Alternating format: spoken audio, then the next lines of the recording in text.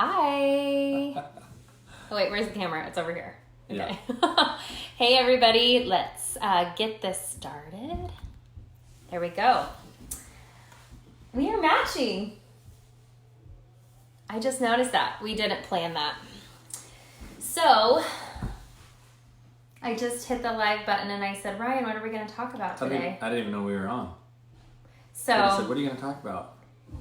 Hello. I said, what are we going to talk about? And little did he know that we were live. So, last week, I was talking about macrame, if you guys saw that video. And I keep seeing it everywhere. You know, it's super trendy now. We found out from our video last week that a lot of people said that it was big in like the 60s and 70s. I think so. 70s and 80s, something like that. So I think the wall hangings and all that stuff is super cool, but what I really love is earrings. So I made myself a pair. I'll give you a little close up. Oops. Wah. They're super simple. They took like 10 minutes. And so now I bought black and ivory cord, and so now I'm trying to make a black pair for my friend. And that's what we're doing today. We're having a crafty day. Do you want to tell everybody what we've done today? We made a trip to the craft store. I don't think you've ever been there, have you? I think I've been there. Yeah. Oh, and there's our dog, George. You hear the door open, you don't know if it's going to be a kid or a dog, but George just noses in here. What did we do this morning? We cleaned the office. That's what we do. I clean my parents' office every week. And and then Ava really wanted to do a craft. So we went to the craft store. And you need to go to that place with a plan. Otherwise, everything looks like a good idea. Can we shut that door? See, this is what's the problem when you have 1,000 animals, is they just come in here. Let me just show you what's going on right now. Where is he? There, that dog, George. Now he'll probably get all self-conscious and want to go out, and then he'll want us to open the door again, because that is what we are doing. So anyways, we go to the craft store, and we don't have a plan, and Ava's like, maybe I could do this, maybe I could do this. Like, everything looks like a good idea. You're like, I could make a hat, I could make a rug, I could do candles, maybe we should paint something. Like, I mean, it's ridiculous. And so we're walking around the store. Did you want to say something? Well, we're walking around the store, and Roar, you turn around, he's gone. Who even knows where he's gone. He found some dinosaur that you pull a lever and it bites you. He comes back, and he has this, like, imagine like a gun, but you pull the trigger on it, and it's like a shark head that comes out and bites you, and then... Yeah, so he starts biting us in the store, and they're loud, they're wild. We're like, oh my goodness, and 10 a.m. Then he's tired of that, so he takes that back, and then he comes back with like a hammer. I don't know. It's ridiculous. We ended up with a rubber band pistol. Which is a good idea. I didn't know it was the rubber band kind. I remember I had one of those when I was a kid, rubber band gun. And those things hurt if you get shot with one, and so I'm not sure I trust our 5-year-old to be running around with a rubber band pistol. He'll be fine. But anyways, Ava's like, and then Ava starts to get upset, right? Because there's too many options. I don't know what I should be doing. Mommy, what should we make? And you guys know when you're a parent, you're like, well, I'm going to be the one really doing the craft. So what am I going to agree to, right? So I was like, go with daddy. Go find something with daddy. And they come back with a soap making kit. So we have made some soap today. In the meantime, while they're finding this whatever craft she wants to do, I end up in the yarn section. And you guys, so I have never finished a knitting project in my life because I know how to knit. I don't know how to finish it. I don't know if I've ever told you that. My mom taught me how to knit. So I was the person who would have like a knitting needle with like a long scarf on the end and just sat in a box for years because I never knew how to finish the thing. But Ryan actually has a loom for hats, right? Mm-hmm. Ryan is quite the hat knitter. I'm a seamstress. That's not a seamstress. Is a knitter technically a seamstress? I don't think so. I don't know. I think it's a knitter. I'm neither. You're neither? Neither a seamstress or a knitter. You can knit hats. Okay, anyway. I'm neither Knitter nor seamstress. Try to say that 10 times fast. So we ended up with some really pretty yarn because it was so pretty. I was like, and it's $5. Throw that in the cart. It's beautiful. Cindy, if you're on here, I know you love yarn. My mother-in-law has this whole cool basket just full of yarn in her house. It's really cool. For looks. Just for looks. Mm-hmm. I don't think she's knitting or crocheting anything.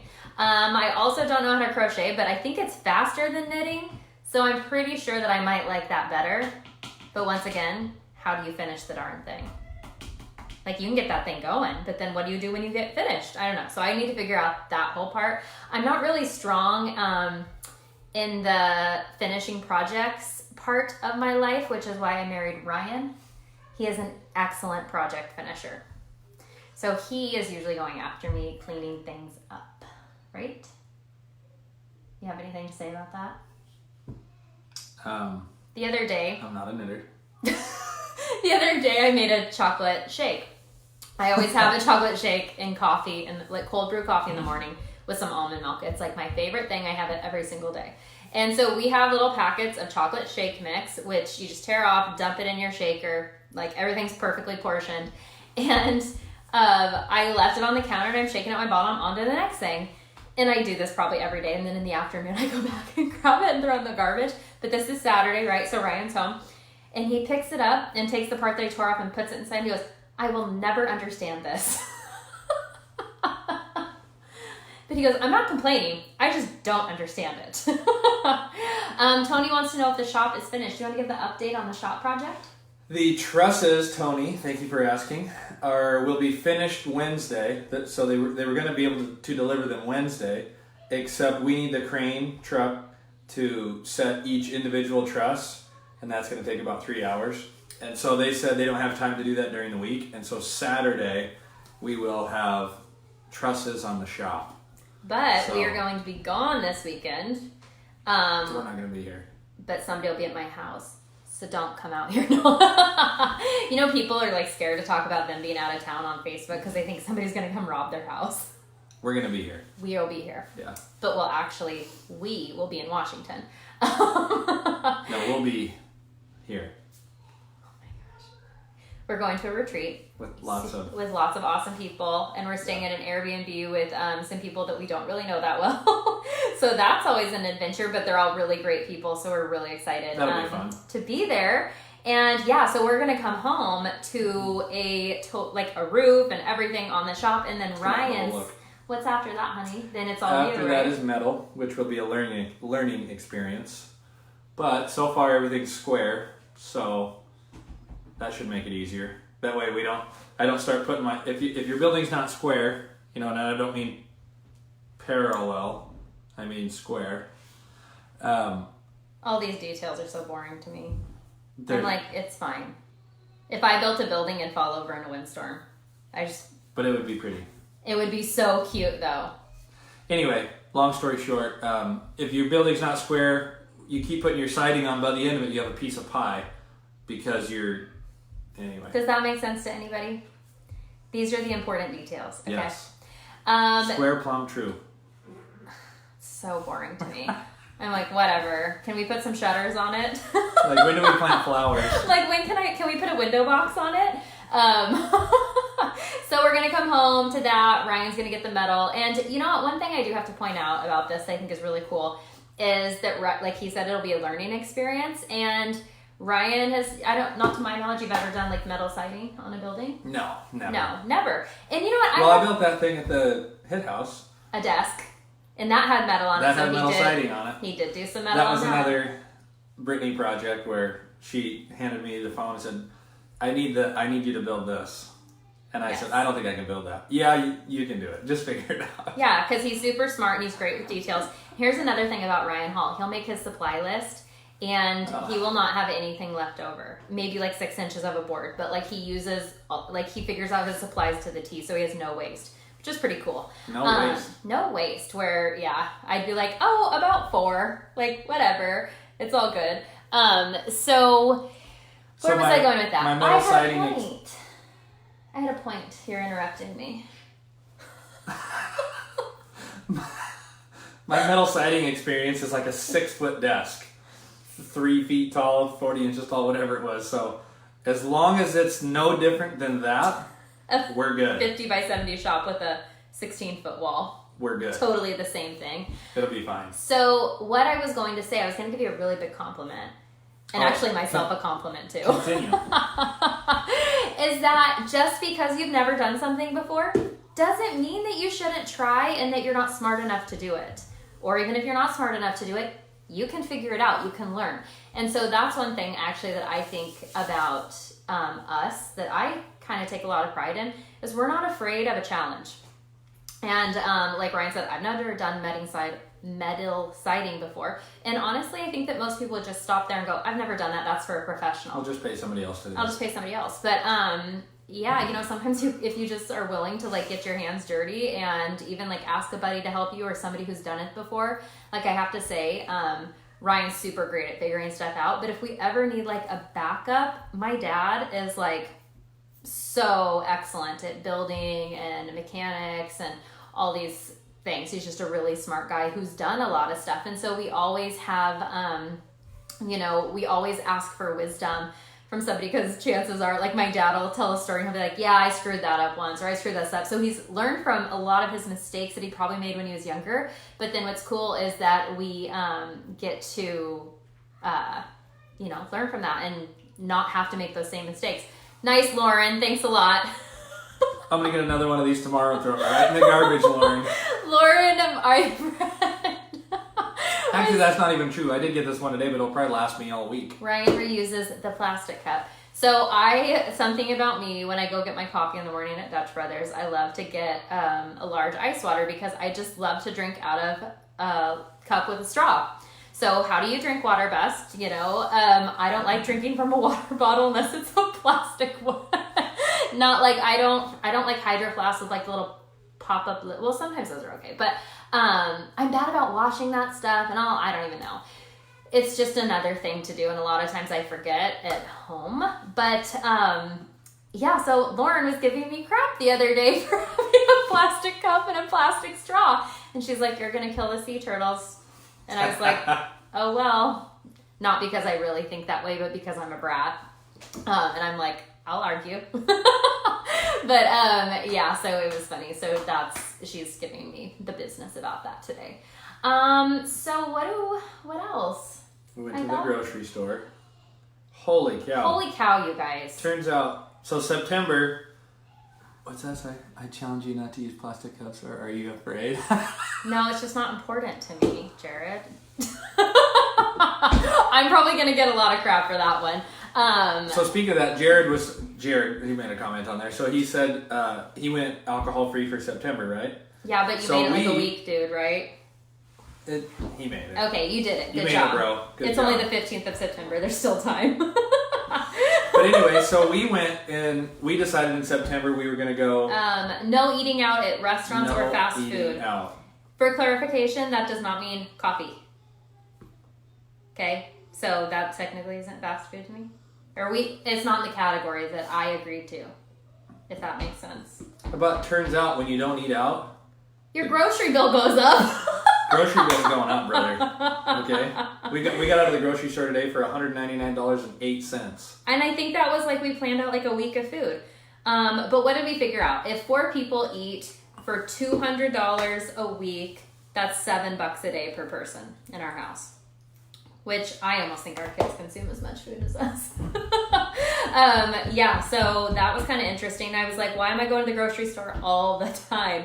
And it's just because we aren't eating out. But I'm really curious. So we'll update you on this in a couple weeks. I'm really curious to run like our bank statement, like pull it up from August and then pull it up from September and categorize our expenses and see how much we spent eating out versus groceries in August, and then the same for, you know, what it would be for September. So I'm really excited about that. One thing I posted the other day about a podcast I was listening to.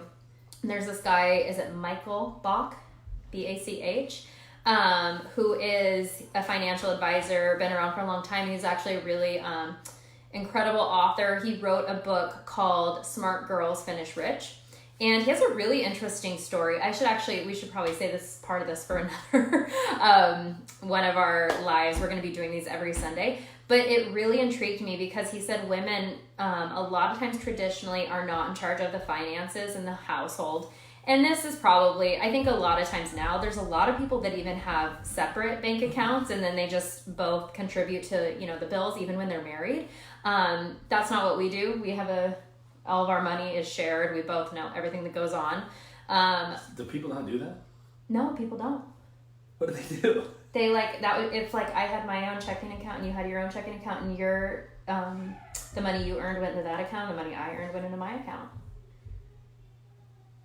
People do that, right? I'm curious if any of you guys do that. Learn something new every day. Ryan's like, what?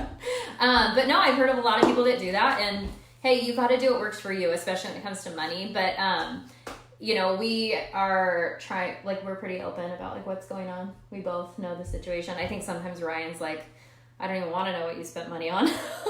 Yeah, like that. But anyway, so this guy's story, his grandma actually was the one that decided, this was probably back in the 50s, told her husband, I'm taking over our finances. And then it's kind of a really neat story. I'm not going to go into it on here, but she became a self-made millionaire just from saving a little bit from every paycheck and going and investing their money. And it's a really cool story. So I'm actually going to get that book. And then he also has a brand new book out that I actually think would be super interesting for so many people to read, called The Latte Factor. And he said on there, he's like, don't worry, I'm not trying to take away anybody's coffee. But if we really got into our finances and looked at all the little places where money is going that you're not even aware of, it's just like, you know, we could probably all be smarter. That's actually a journey that I'm on for myself, because when I met Ryan, I mean, he bought his home built his home that he used to have in town when he was 22. Bought a rental when you were 27? I don't know. Who cares? Nobody cares.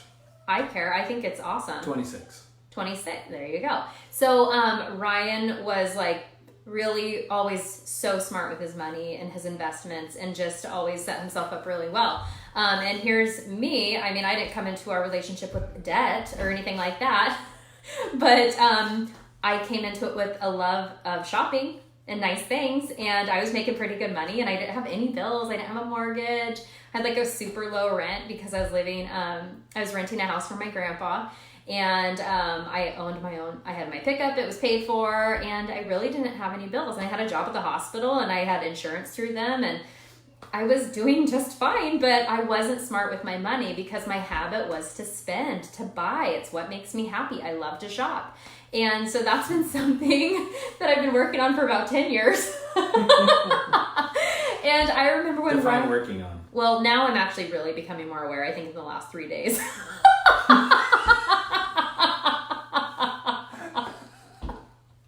Ryan's like, freaking shoot me. 3 days. No, you guys, I'm not even kidding. Incredible awareness.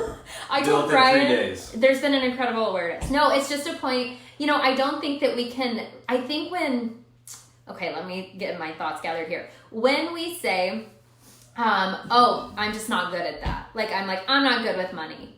Well, then I'm going to just continue to be bad with money. Knowingly be bad. Knowingly. Like, oh, it's like, and I've done this, when people are like, oh, my house is a mess, my house is a mess. Well, if you know your house is a mess, then freaking clean it. Or else maybe it's just not that big of a deal, right? Like, who cares? But then, hey, my house is messy, whatever. I don't mind it like this. But if you're embarrassed about it, you feel bad, and you're willing to clean it up. Pick up the socks. Pick up the socks specifically. Put them in the laundry basket. Start the washing machine. You guys, let's just get real though. Folding the clothes is the hardest part of everything. That's a total side note. Anyways, the podcast I was listening to was Rise, Rachel Hollis's podcast, and it's episode 98, where she interviews, did I say Michael Bach? I think it's David Bach. I don't know, something Bach. I think it's David. But definitely, if you guys are interested in that at all, they just like lay it out so beautifully. And Rachel really talks about how her and her husband Dave really found financial freedom in cutting down the amount of money that they spend, and even moving from LA to Texas, and paying cash for their home, and just really getting really financially smart. Even though she said, even though they were making like really good money, they were still almost paycheck to paycheck, because it doesn't really matter how much money we make, it's our habits. Exactly. And I've been really guilty of that, I'll be totally honest. And so that's something that I am beginning to work on. And I'm excited to update you guys as that goes, because I'm pretty sure if we're being really honest, we could probably, a lot of us could improve with money, right? I hear a lot of people just in conversations about different things go, I can't afford that, I can't afford that, I can't afford that. And I think that if we really looked at the money coming in and what our money is going out, it'd be really interesting to see what that is. So that was a tangent. You never know where this is going. You never know where these are going to go. Smart Women Finish Rich. David Bach. And his new book, The Latte Factor. So seriously, I'm going to buy it and I will let you guys know what I think of it, because here's the thing. If I don't change my habits, what is ever going to change with our bank account, right? Like, I've always told people I'm great at making money. I'm also really good at spending it on stupid crap that we probably don't need. One quote from that podcast that I like is, we spend money we don't have to buy things we don't need to impress people that we don't even like. It's good. And you guys, how true is that? Like, I don't even know how many times I've been like, oh, people are coming over, we're having this, we're having that. Oh, I want to decorate. I need new things. I need this. I need that. Oh, new throw pillows, $70 later. And it's like, that's so dumb. And yeah, so, and then next thing you know, the dog's on the couch and there's mud on the new throw pillow. That happens. That happens. That happened earlier. I think it did. But George is kind of, he gets a little limpy sometimes, so I let him sit on the couch. He needs soft furniture. He needs soft furniture. I know. I feel bad for him. He's on the wood floor right now. So, Ryan Hall, you want to wrap us up? Are we done? I think we covered it. I want to take a picture of these dogs here to show everybody what we're dealing with. Hey, Georgie. Bales. Where are they? Oh. Anyway. Oh, it says rotate your phone. Okay, guys. Okay. So that wraps it up. If you're just joining us, go back and watch, replay. And yeah, we're going to be doing this every Sunday because it's kind of fun for us. We like it. We've actually gotten a lot of great feedback that people are like, I just love it. It just brightens my day. So whatever. And check out my macrame earrings made by me. That's a money saver. You guys, these in a store, I'd probably pay 20 some bucks for these babies. How much you have into those? Maybe $5. You have no idea. No, I seriously think it's probably $5. I'll figure that out too and let you know. All right. You bet it's less. He bets it's less. Okay. Well, to be continued. We'll be here next Sunday, and maybe I'll talk to you about. We might be in the car next Sunday. We might be in the car heading home from Washington. There's some other things that I can tell you guys about, share my experiences with, something I did last week that I'll be sharing with you maybe next week, huh? Yeah? Yeah. All right. Have a great Sunday. See you next week.